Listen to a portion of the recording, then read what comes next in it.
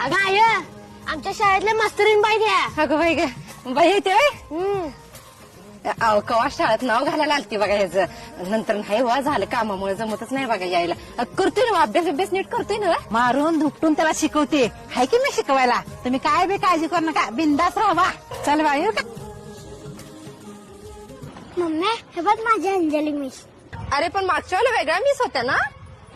हा या मंथ पासून मी जॉईन झाली. हे हाय देवांश. अहो तुम्हाला किती कॉल केले तुम्ही आलाच नाहीत. अहो मॅम आम्ही कामात होतो. बोला ना का बोलवलं होतं.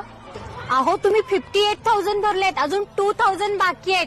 आणि काय हे तुमच्या मुलाचा होमवर्क कधीच कम्प्लीट नसतो. त्याची बुक्स बघा तुम्ही नोटबुक सुद्धा इनकम्प्लीट असतात.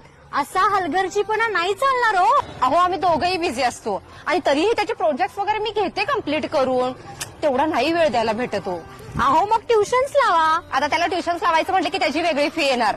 एक तर आम्ही त्याच्याकडे लक्ष द्यायचं त्याचे प्रोजेक्ट कम्प्लीट करून घ्यायचे वरनं त्याला ट्युशन्स पण लावायचे तुमच्या महागडी शाळेची ती फी पण भरायची. मग तुम्ही काय करणार आहे. फी तर आम्ही भरतो त्याच्यासाठी कामं करायला पाहिजेत. मग तुम्ही शिक्षक काय करणार. प्रत्येक गोष्ट जर आम्हीच मुलांकडून करून घ्यायची असेल मग एवढ्या महागड्या फी भरून तुमच्या शाळेत पाठवूच कशाला. जिल्हा परिषदेतच पाठवतो की पुढच्या वर्षी शाळाच बदलतो. चल बेटा देवांश. Download ShareChat.